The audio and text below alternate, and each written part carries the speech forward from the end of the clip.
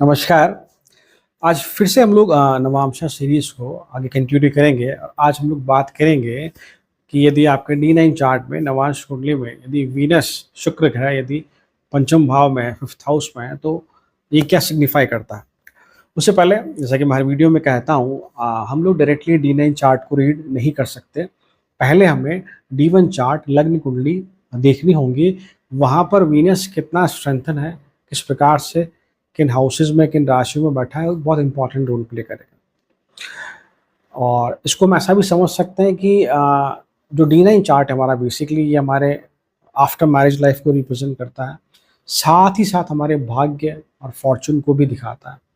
इसको आप ऐसा समझ सकते हैं कि जहाँ डी1 चार्ट जो एक वृक्ष है, तो उस वृक्ष पे लगने वाले जो फल है आपके, वो नवमांश कुंडली से देखते हैं। या कि डी9 चार्ट, जो डी1 चार्ट आपके इवेंट होने की संभावना को बताता है कि आपके जीवन में ये इवेंट होगा, ये नहीं होगा। डी9 चार्ट से हम उसको को हम और माइक्रोस्कोपिक लेवल पे देखते हैं कि उस इवेंट के होने की पॉसिबिलिटी कितनी है जीवन में, कि वो किस हद तक फलित होगा या नहीं होगा। This is what the importance of D nine chart. So D nine chart is very very important.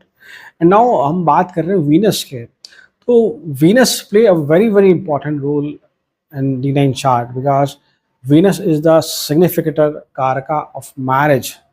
और अनडाउटेडली हमारा डी9 चार्ट जो है हमारी मैरिज लाइफ के बारे में बहुत कुछ बताता है।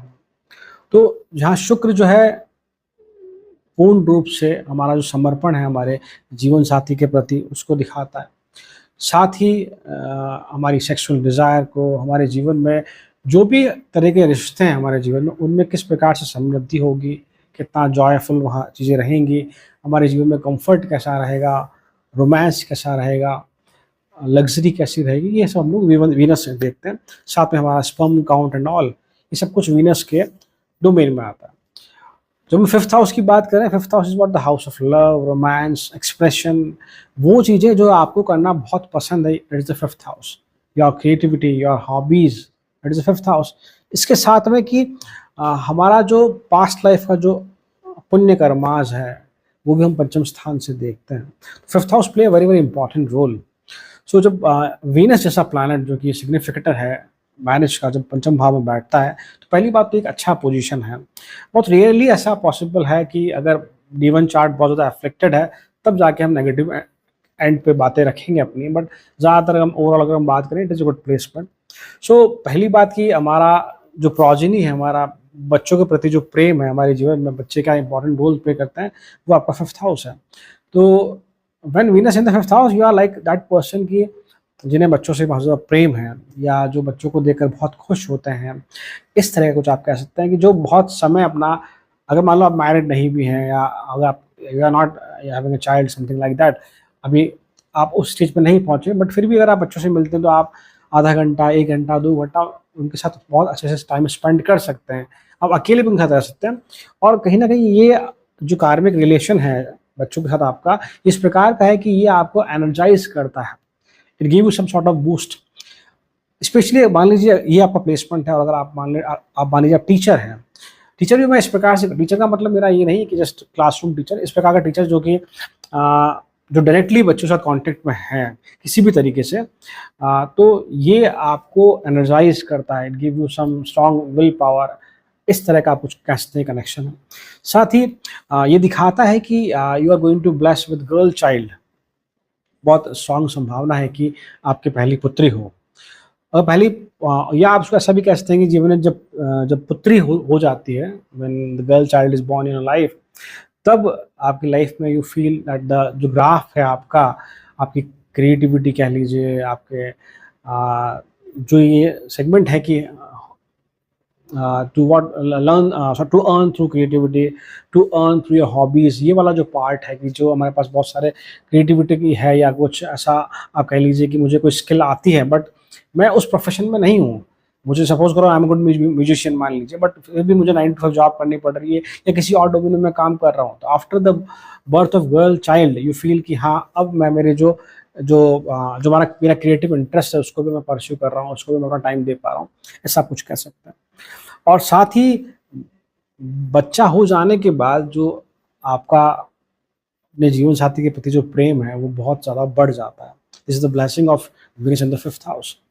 हाँ, यदि यहाँ मरकरी और वीनस साथ में है और अगर ऐसा ही कॉम्बिनेशन आपके D1 चार्ट में बन रहा है तो इट इज़ स्ट्रांगली ये एक ऐसा कॉम्बिनेशन दिखाता है, स्ट्रांगली इस चीज़ को रिकमेंड करता है कि आपके ट्विन्स होने की संभावना बढ़ जाती है। स्पेशली यदि आप ये 3-6 9-12 में अगर ये है, और स्पेशली यदि आपका लग्न अगर वो डुअल साइन का लग्न अगर आपका है तो स्ट्रांग पॉसिबिलिटी है कि आपको ट्विन्स हो।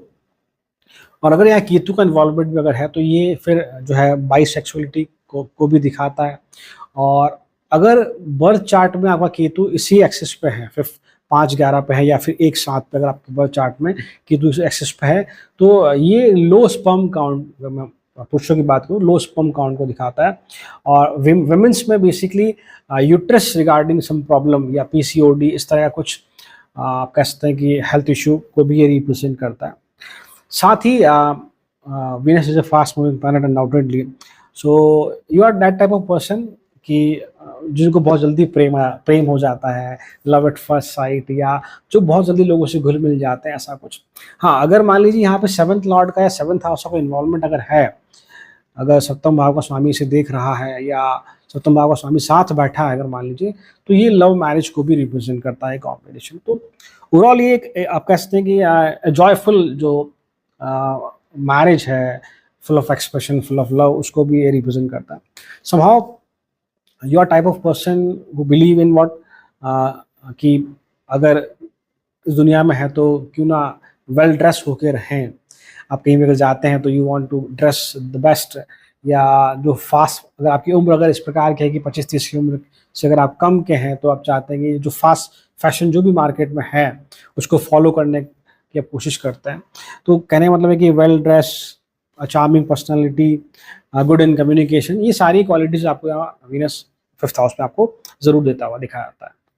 इसके अलावा अगर बात करें, जैसा मैंने कहा कि you are what that person जो कि इजीली जो है जिसको प्रेम हो जाता है या अपोजिट जेंडर की तरफ अट्रैक्ट हो जाता है। तो बट साथ में ये भी दिखाता है इस चीज़ को कि अगर वीनस यहाँ अफ्लिक्टेड है बहुत, अगर सुंदर स्थिति में नहीं है आपके लग्न चार्ट में या फिर D9 में अच्छी राशियों में अगर नहीं है, तो ये दिखाता है कि आपकी लाइफ पार्टनर और आपका जो कार्मिक बैकलॉग इस तरह का है कि जैसे मान लीजिए आपकी उम्र, शादी 30 वर्ष की उम्र में हुई है, आपके लाइफ पार्टनर की एज भी लगभग उसी के आसपास है। तो अगर आप पीछे का हिस्ट्री देखेंगे तो ये दिखाता है कहीं ना कहीं मल्टीपल रिलेशनशिप फेलियर को रिप्रेजेंट करता है, या कहीं सगाई का टूट जाना, या जस्ट बात बहुत आगे तक पहुंच गई रिलेशनशिप पर बट वो मैरिज में कन्वर्ट नहीं हो पाना, या फिर एक फ्रूटफुल एंडिंग नहीं होना, सॉरी जिससे कि एक अच्छी एंडिंग नहीं होना, इस तरह की चीज़ों को भी रिप्रेजेंट करता है अगर ये अफ्लिक्टेड है तो। साथ ही दिखाता है कि this is what the placement, it is 11th from the 7th, ये आपके लाइफ पार्टनर के गेन्स को रिप्रेजेंट करता है। तो आफ्टर मैरिज ये स्वभाव दिखाता है कि आपके लाइफ पार्टनर भी ग्रो करते हैं। और एक और बात कि दिस इज स्ट्रॉन्ग पॉसिबिलिटी कि your life partner is in some field of artistic field, और भी से कि ऐसा कोई म्यूजिक सिनेमा। एक और बात कि आप और आपके लाइफ पार्टनर में सिनेमा इंटरेस्ट कॉमन हो सकता है। You are that of person कि जिन्हें मूवीज़ देखना बहुत पसंद है, specially fictional character based movie, sci-fi movies वगैरह इस तरह की। You want to watch lot and lot, इस तरह का आप कुछ कह सकते हैं। साथ ही अगर आपका लग्न अगर स्पेशली डुअल साइन लग्न है आपका, मैं D1 चार्ट की बात कर रहा हूँ, तो this combination gives you good sense of humour, just like sarcasm जो लोग करते हैं ना, उस तरह कुछ आप कह सकते हैं कि आपका नेचर हो सकता है समाओ।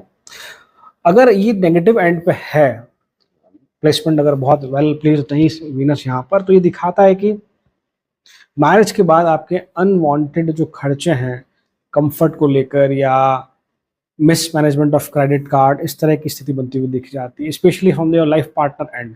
मतलब कि आपके लाइफ पार्टनर कुछ इस तरह से पैसे खर्च करते हैं कि थोड़ा जो आपका बजट है थोड़ा सा आप कह सकते हैं कि बैलेंस नहीं होता, या फिर जो आपने एक्सपेक्ट नहीं किया था उससे ज़्यादा जो आपके जीवन में खर्चा होता हुआ दिखा जाता है।